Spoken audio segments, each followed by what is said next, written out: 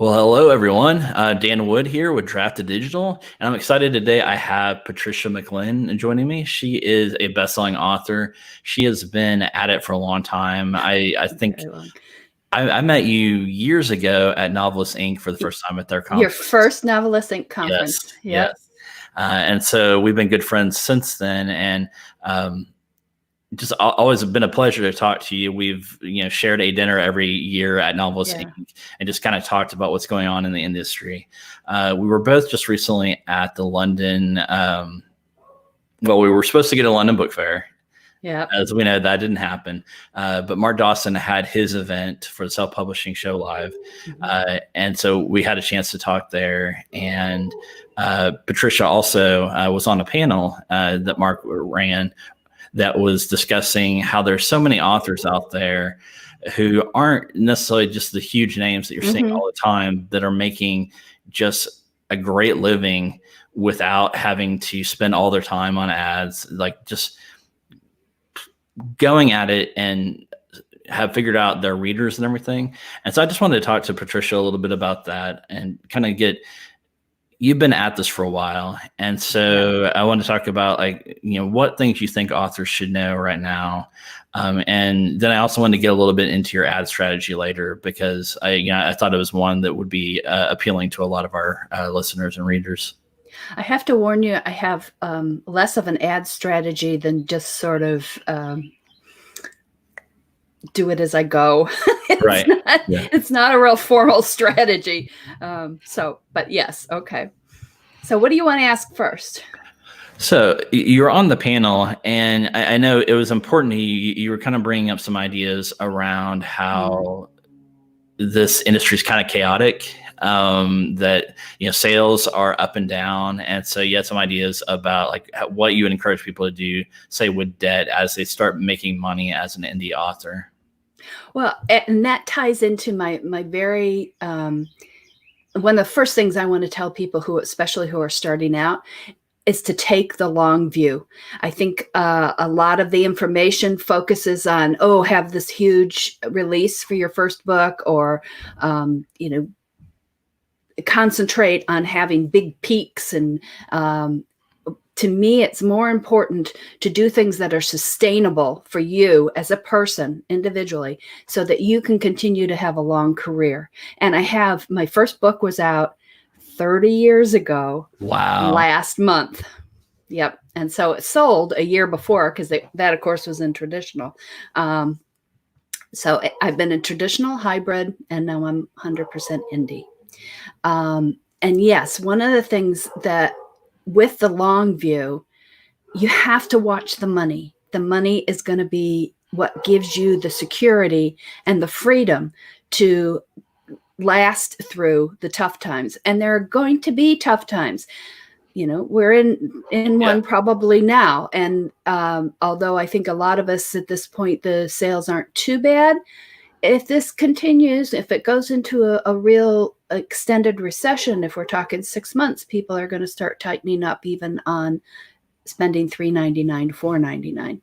So it's important to have systems in place for your career that you can go through these periods, not only survive them, but possibly find ways to innovate and grow. And you need that backlog of cash to be able to do that.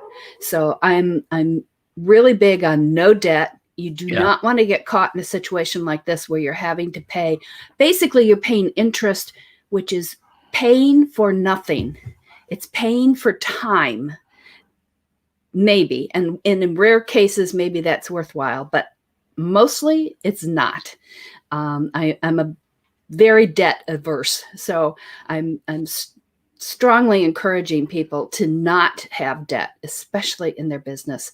I am too. I've been trying to make that point on panels where it made sense for a long time. As you find your first success, it's great. Don't go out and buy a new car or pay off your debt. Just prepare for the future, and then start to treat yourself as you kind of make sure you've got a solid foundation for, times change that you have no control over. Sometimes a book just doesn't hit. You just don't know. Yep. And having that cash lets you weather that dip, whether it's a dip in your personal career or whether it's in the business. You can get past that.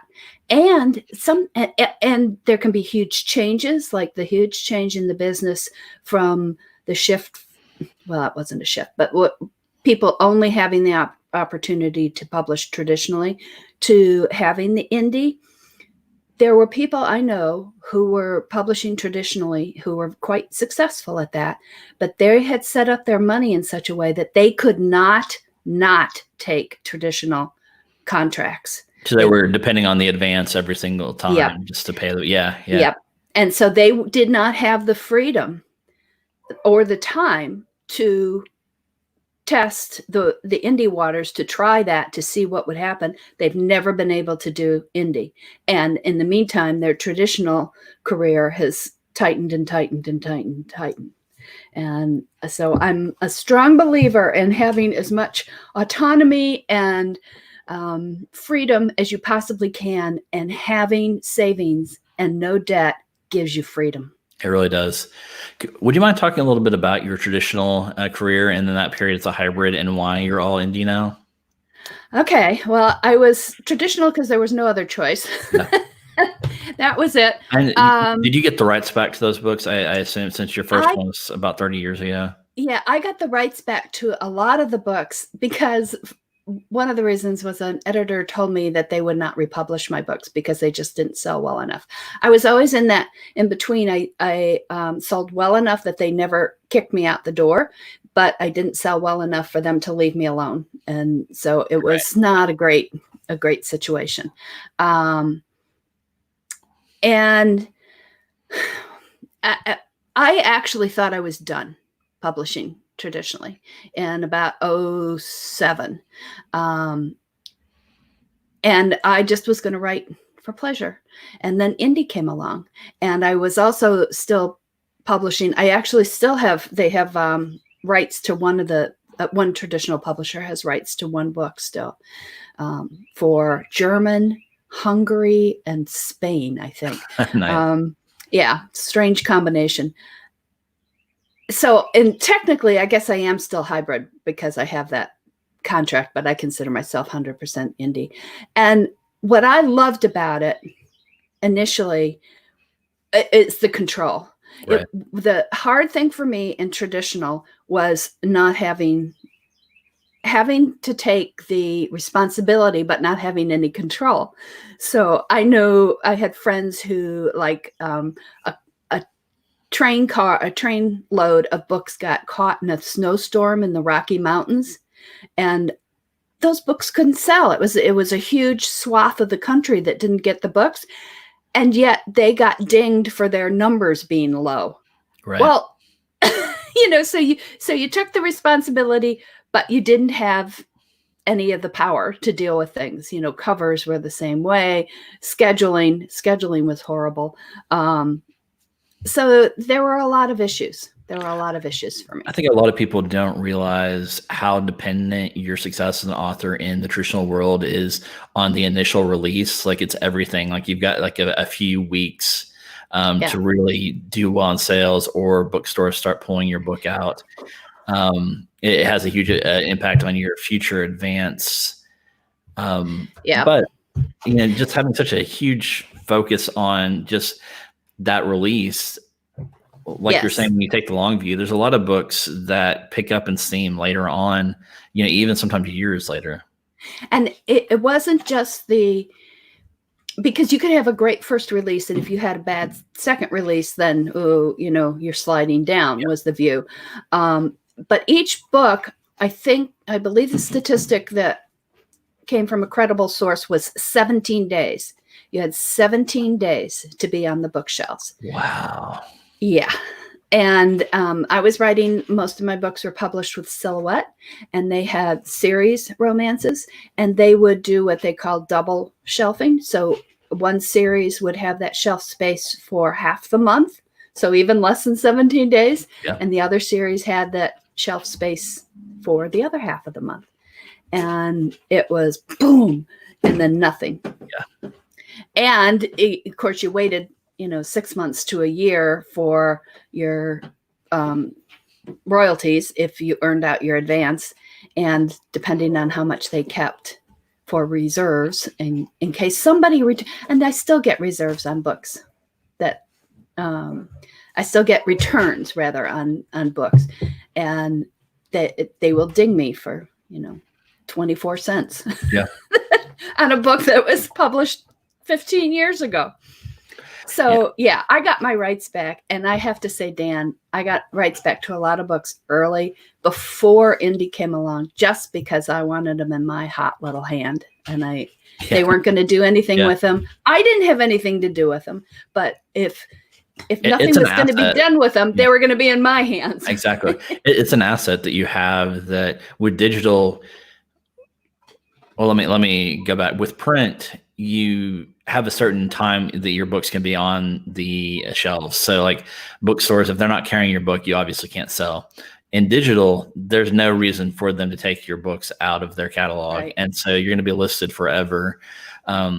Speaking of that, taking a long-term approach, we've seen there are things typically kicked off by traditional publishing, like mega sellers, that change trends. And so going into the whole indie revolution, we kind of caught the tail end of the vampire thing, and vampires seem to be really popular every 10 to 20 years. And so people would read Twilight at that point, and then they would want more books like that. Traditional can't respond very quickly. And so any vampire books they have out that are still on the shelves, we're selling. But indies can start writing vampire books, or probably have vampire books that are just still up. We saw that same thing happen with 50 Shades of Grey, just was huge for romance. And then when the Outlander TV show came out, then suddenly books like Highlander romance, anything with men in kilts started selling. Things that were 10, 20, 30 years old started selling. And so come back. Your books are always going to be available if you're an indie and always going to be paying you.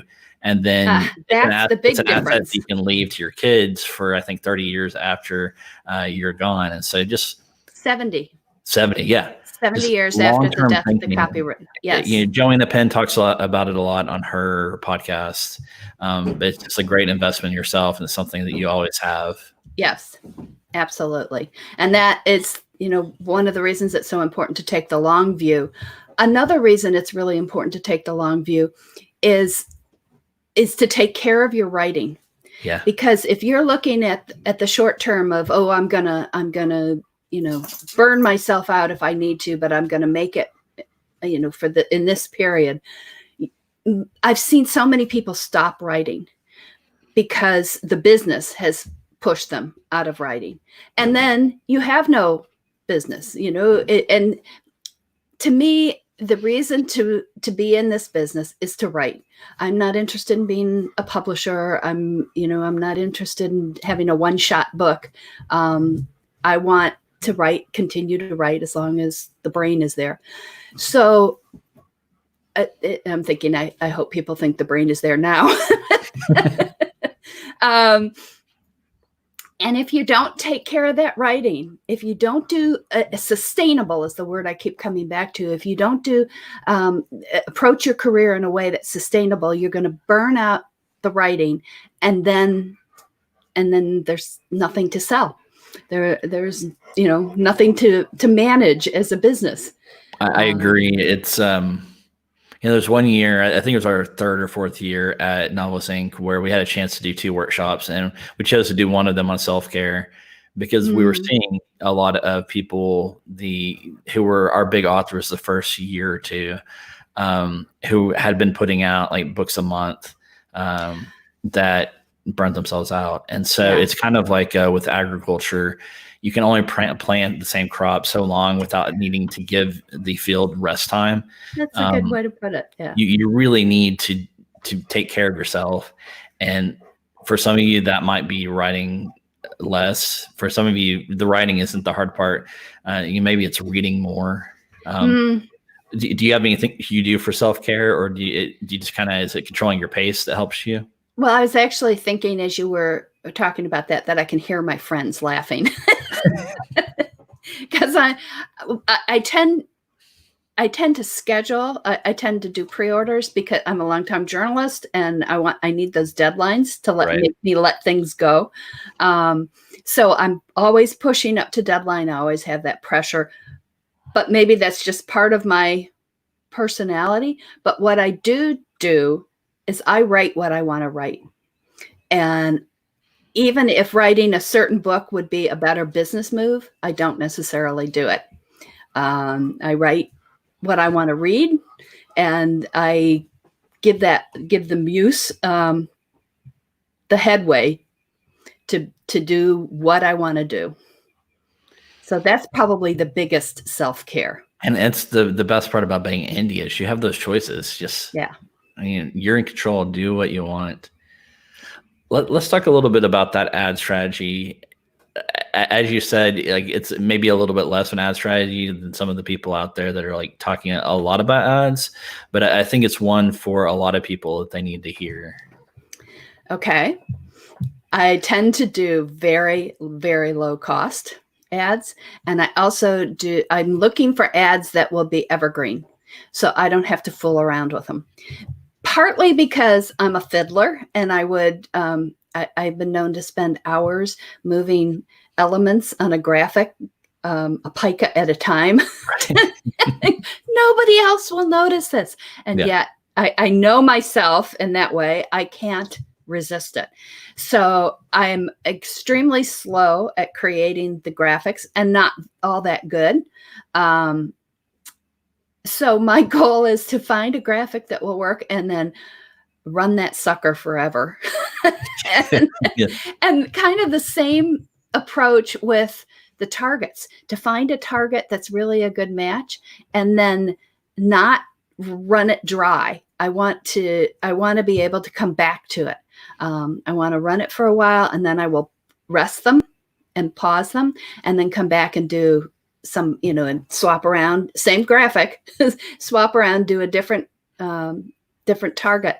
And part of my idea is to take, I look at the graphics of the sales, and I look at the bottom line, and I always think, because I have 50 plus books, if I can bring those bottom sellers up just a little bit, but it's across 20 books. Right. And even if I'm just, selling one more of each of those books a day, that starts adding up over the year. And you bring that up, and the other benefit of bringing that bottom line up instead of looking for the big peaks is that when you do have a big promotion and you push the big peaks, they are not coming down as far at the end. There's a support for them there. And I have found that that's evened out my income and raised it a little bit too. I really feel like a lot of people think that they need to be spending a lot of money on ads. Mm-hmm. And so that kind of scares them away, or they need to be spending a lot of time on ads. So that's what I liked about hearing. There were several of you that kind of had the same approach on that panel. That was kind of those evergreen ads. Some spend all the time, but not spending, because you hear people that are spending 5-6 figures on advertising. And that can be scary. Like if you're just not there yet as an author, and advertise, like I know people that are really successful that do next to no advertising. They're just so connected and in tune with their readers. Whereas I know people that most of their sales come through the advertising, and they've really figured out the marketing angle. And so as an indie, you can figure out what works best for you. And that, I think, was one of the great takeaways from that panel. There were 5 women there. I believe we were all making 6 figures. Mm-hmm. I would venture to say that most people out there hadn't heard of any of us previously. And each of us had a different approach. Each of us had come to where we are from a different path. And that, to me, is one of the huge points to make, especially to the writers who are starting out. You are creating your own career. Right. You don't try to replicate somebody else's career. It's just like writing. We're creative. Where you're writing your own book, you could give 5 people the same story premise, and we'd have totally different books out of it. It's the same thing with the career. You can give 5 people the same starting point, and how you put that together. There's no one right way. There is the way that works for you, and that you can sustain, and that feeds what is important to you, what's most important to you. So what I really hope is that people will relax about what they need to do with advertising or their newsletter or all those pieces of the business. Stay out of debt, give yourself cushions, and then explore and find what works for you. Sure, watch those people who are really successful. Absolutely. But my biggest writing advice is all writing advice is a buffet. It's not a fixed menu. Pick and choose and try it. And if it works for you, great. You want to go back and get more, terrific. You want to not try it ever again, that's terrific too. Yeah. You can, a year later, you can go back and go, oh, that person said this and this, and maybe I will try that. But recognize that it's not a one shot. I have to do everything right now, or I'm never going to have a career. That's not true. I've done so many things wrong. Yeah. I have done so many things wrong. And some of the things that I did wrong turned out actually to be good. You can't know. I kicked myself for a long time of staying with traditional publishing longer.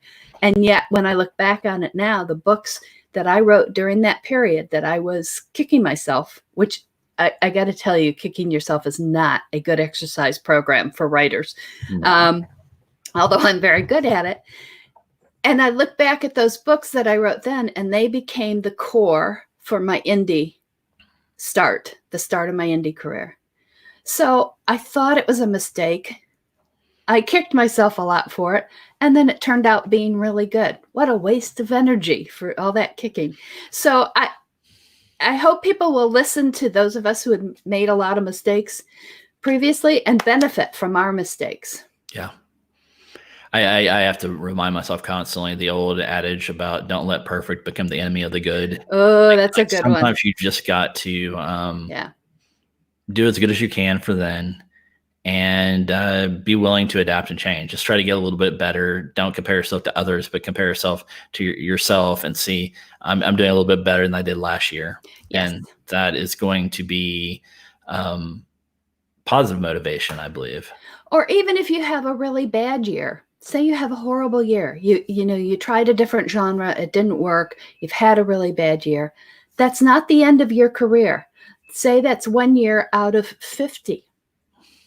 It's 1 year out of, you hope, 50. I think I'm aiming for 60, maybe 65.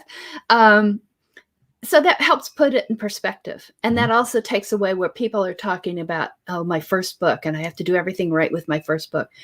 If that's the first book of 50, if that's the first book of 30, if that's the first book of 100 plus, I have a number of friends who started publishing before I did, who have 100 books and not doing one a month, but doing 2, 3, 4 a year for 30 plus years. Then you look at that book and it takes a lot of the pressure off and it puts it in perspective. Yeah. Yeah. So we've got about 6 minutes or so until we're going to start opening up for comments and questions. I wanted to kind of finish with my interview portion and just asking you, what things would you want that we haven't discussed yet, authors to know, or things that you wish you had known when you were starting out? Well, I think one of the things I'd like to say, we've danced around it a little bit, but I'd really like to say it very clearly, is I believe in building a career rather than exploding into a career. I want to be able to write books year after year after year, and hopefully have them be better and, feed my muse and satisfy me, and satisfy the readers. And I think a lot of the information out right now, there's so much great information. There's so much generosity and sharing of information, but a lot of it is very much about succeeding now at a specific thing. And I think of it as going for the peaks. And I want to encourage people to use those tools, but use them to build and to have a good foundation and have, I keep coming back to it, a sustainable career. So yeah, peaks are wonderful. You love to see those in your sales charts, but darn things go up and then they come down. And you want to be able, and that's another thing I use the ads for. They go up in the peaks, and then you try to have it sustain the downslope, have it soften the curve, flatten the curve, as we're all talking about. Yeah. I'm a big fan of Christine Catherine Rush's blog, Business Musings, that's about writing. And she makes a lot of the same points. She's someone that's been around in the industry forever and just spends a lot of time just encouraging people to take that long view, because it is it's a marathon, not a sprint. It is. I mean, I guess you probably could set up your career to be a sprint and just try to make a lot of money off of books and then go retire somewhere. But I think most of you want to keep telling stories the rest of your life. And so just prepare for the long run. Don't beat yourself up. Like, if it takes you a while to get up to the speed that you want to be, that's perfectly normal. It seems to me that if that's what you want, if you want to make a whole bunch of money and then go retire somewhere, and that there are probably easier ways to do it than writing books. Yeah. So if you don't enjoy and I almost hesitate to say enjoy the writing the books, because it's not always enjoyable. There's a lot of griping and thinking. But if you can go and do other things and not have books coming into your head and characters bugging the heck out of you to keep writing, go do that. But if you need to write to have sanity or just to feel good, then you want to look at that sustainable career. We spend so much of our time fighting scammers. I'm just like, there are much better scams out there. Why are they doing books? It's a crowded market. And it love it, I think, too. It drives me nuts that the scammers are out there and picking on readers who are so wonderful. And it just first of all, don't pick on anybody. But if you have to pick on people, don't pick on readers. Go away. Yeah. Yeah. Don't like the scammers. Me neither. I'll bet. All so right. Is there anything else really vital? I had notes for the panel, and then I couldn't find them because they were in my pocket. Yeah. I want to make sure everyone knew where to find you. You can find her at patriciamclinn.com. So nice and simple, no surprises there. You have a podcast, right? I do. It's called Authors Love Readers. Authors Love Readers. And who is that kind of aimed at, and what do you like? More for readers. The bulk of it, I've interviewed authors, and we talk about the writing experience. We talk about how we came up with books. I have these kind of get to know you questions, which would be really fun to ask you sometime, Dan. I should do that. I've done it with Kevin, but it would be just fun to do it. And then I've started doing a few, like I did talk to Kevin about what books to read offers for readers, and Audrey Day Robert with BookBub talk about because we as authors know what BookBub offers us, but it also offers things, as does Books to Read, for the readers. So I wanted to get to it from the reader's viewpoint. That's a great idea, because we talk about it a lot amongst the author community and the industry. But from the reader perspective, it's a good viewpoint to kind of hear how they view it, how they use it. How they can use it, how they can benefit from it. Yep. Very cool. All right, let's start with the comments and questions. So I'll start with This one from Jimmy Kepler. No debt has allowed me to write full time. Great advice. Yes. And again, we are both huge proponents of that. Yes. It takes so much stress off of you. It gives you so much freedom. So, and it gives you the possibility to benefit when things change, because yes. it's usually when there's huge disruption in the business, there are opportunities there. Yes, we all gripe that I just figured this out and then they changed it. But once you get past that and maybe have a little wine, whether that wine has an H in it or not, Right. then you can start looking at how this changed, how this disrupted, where can I take advantage of that change? And if you have money in the bank, if you have no debt, you have the possibility to do that. That's great, Jimmy. I'm wonderful. I'm really glad to hear it. And if people are interested, I can talk a little bit more about how I budget, because I am not I'm not a financial professional by any means, but I do have a monthly budget, and I ascribe certain amounts of money each month to these taxes, number one, ads, contract, which is my assistance, covers, and other like formatting. So production, sort of audio. I do audio separate because I'm trying to catch up with some audiobooks. So it's a bigger travel. And then I have an other category that covers like the bills that are going to come in. And most of them I've annualized because that's cheaper than paying them every month. But I try to spread them out over the course of the year. So it will be coming each month. So the newsletter, my newsletter provider, which is the biggie, Canva, book funnel, book tracker, all those sorts of things that you have, those services that help you. And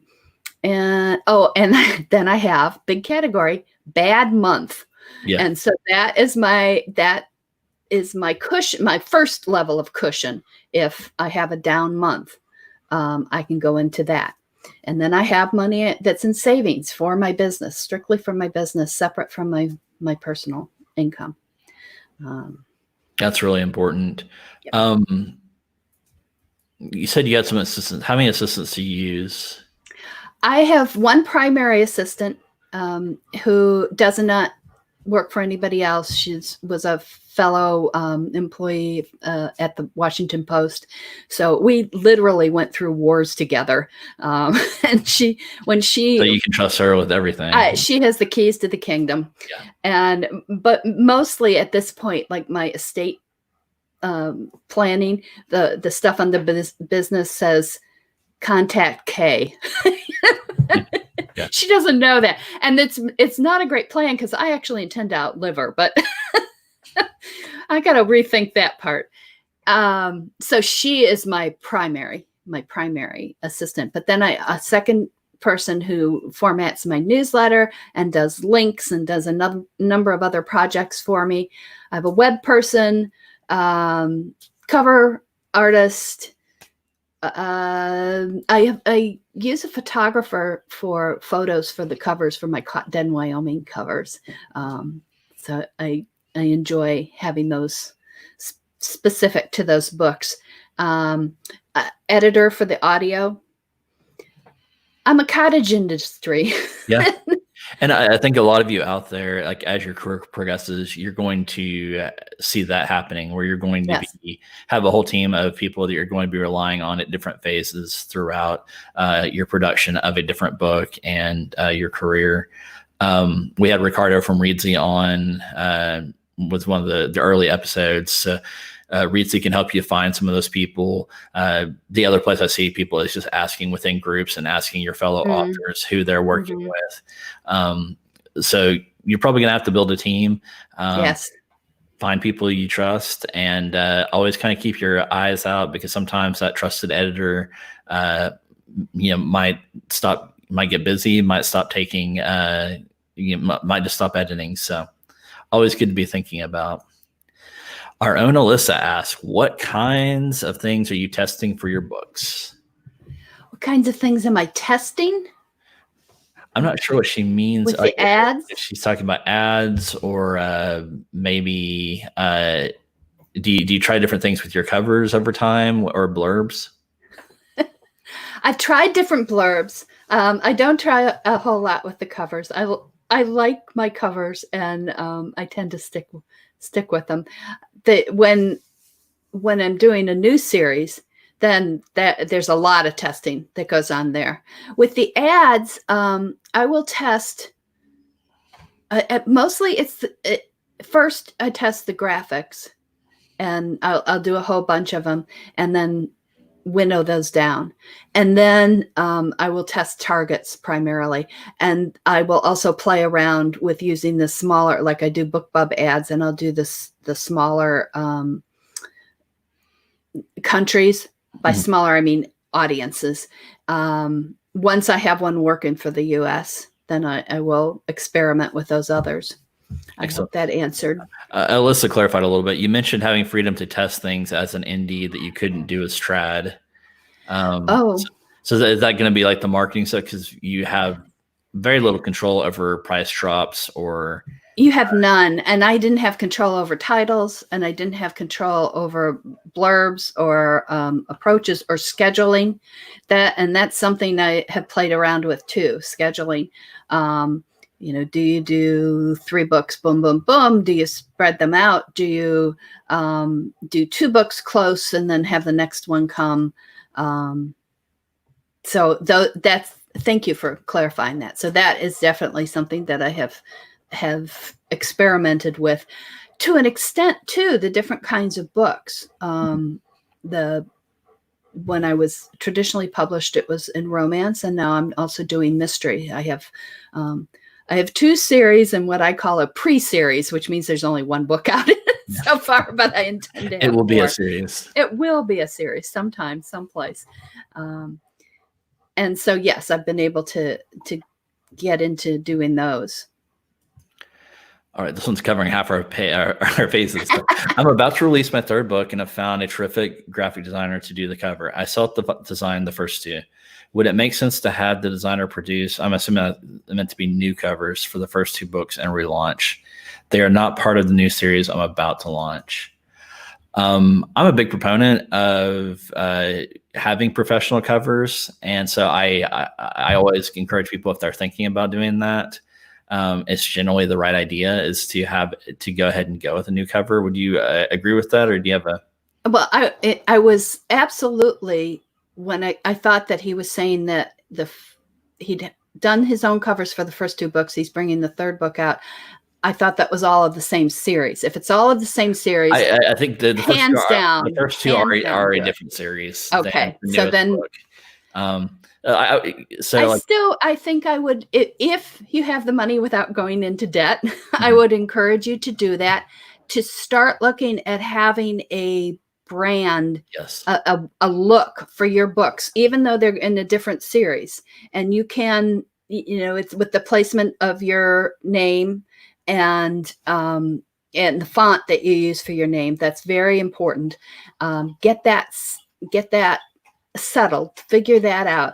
And then you can play with the rest of the cover, or the cover artist can play with the rest of the cover of how to sub-brand for the series.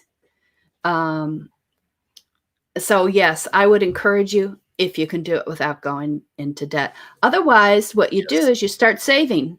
Start putting away every month. Start putting some of that money toward new covers, toward going back and recovering the ones that you had done originally.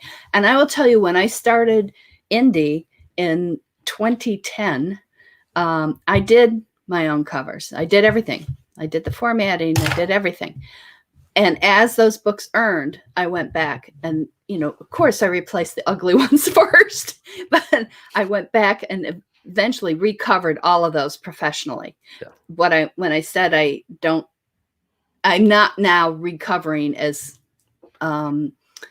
it's kind of like you were mentioning earlier, like where you can sit there and just keep recovering, like trying to get perfection. You're never going to hit that. But if you're not already meeting professional levels and your books don't look like what are bestsellers in your genre right now, then I would go ahead and make that change. Yes. Ricky comments, my problem is marketing. It takes away time away from my writing. I hear that all the time. It does. It It absolutely does. Finding that balance is the hard part. And that's what people, there is no balance. Contracts. So. There's no such thing as, well, there's no such thing for me as balance. The other thing I find is not only does marketing take the time, but it's a different part of your brain. And it's so, at least for me, it's so much easier to switch from writing to marketing, writing to business, than it is from business back to creating.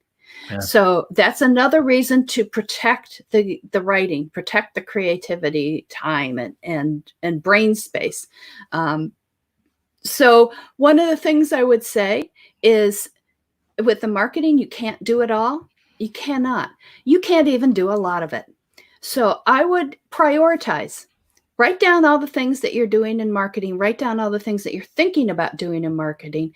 And then, like, ones that you know you're absolutely going to keep doing, put an A in front of it. Ones you're probably going to keep doing it, but you're not so sure, B. And do A, B, C, D, E, and why in the world did I put this on my list? Yeah. And then take those and put all the A's together. This is actually easier to do in the computer, and all the B's together and all the C's together. And as you have time, you're going to knock off those A's. You're going to try to get to the B's. You're going to not kick yourself for not getting to the C's and D's and the others. So keep, the difficulty is most of the information that we get out there, most of the career and most of, advice for writers is about the marketing. Yeah. And there's so many things that people are doing, and it's working for them.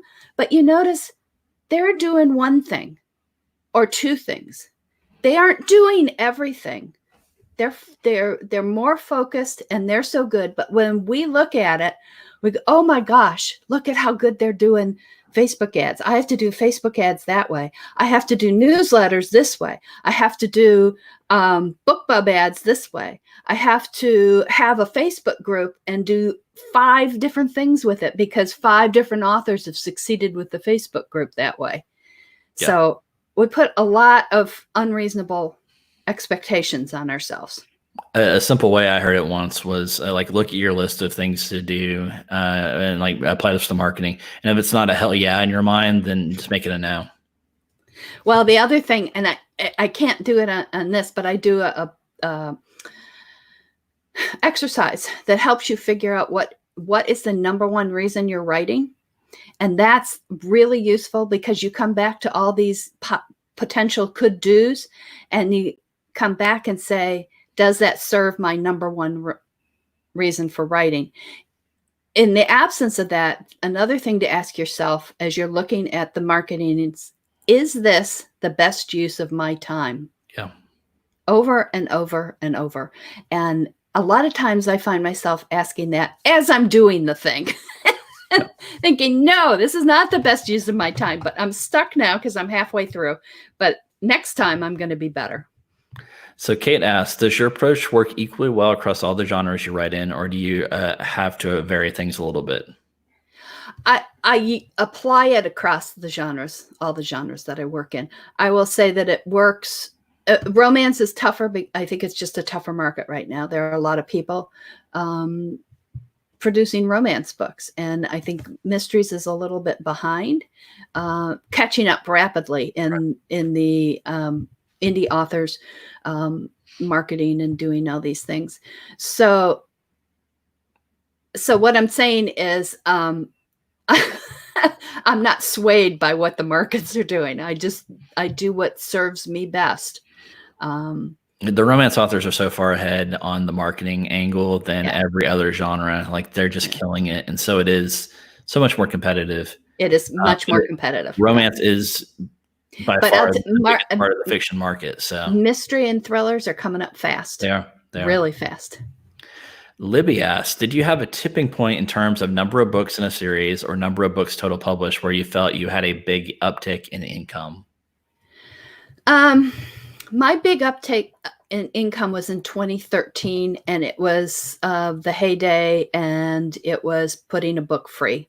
So I did have I think I had 17 books maybe available at that time. But the ability to put a book first in the series free was a big deal. I have, as I look at things now, I have, as I said, two series, active series in mystery and 6 in romance. Of the 6 in romance, 2 of them are trilogies, and they do not do as well as 2 of them that are 4 books. And those 4 books don't do as well as the 2 series that are 9 to 11 books. So yes, I see longer series being more beneficial for me. Some other people have reported different results. And that's another thing, it's not universal. It's what you're going to have to look at your figures and keep track of that. I agree. Okay. As the market grows more global, do you find it important to make efforts to prioritize foreign ebook markets or even create translations? I tell you, I tried translations early, and here's one of my mistakes we can talk about. I thought, well, the most people who are non-English speakers are probably Spanish, that would be widespread. The problem is it's very location specific. Yes. And so I tried to like finesse that. Spanish is different than Spanish for Spain. Or yeah. Different than how American Spanish. Yeah. Yep. So has not been successful.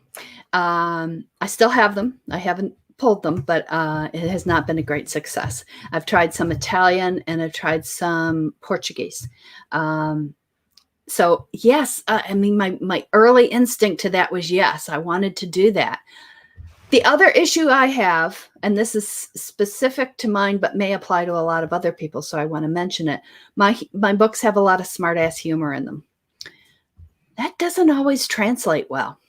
Yeah. And it's a lot humor is the hardest part to translate. Yeah, and it's wordplay. How are you going to do that? That's really hard. My Spanish translator, often who is a native Spanish speaker, often didn't understand my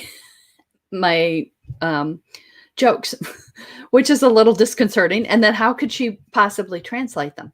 So think about what you write and how you write it. One of the things I think about, I have a couple historical romances.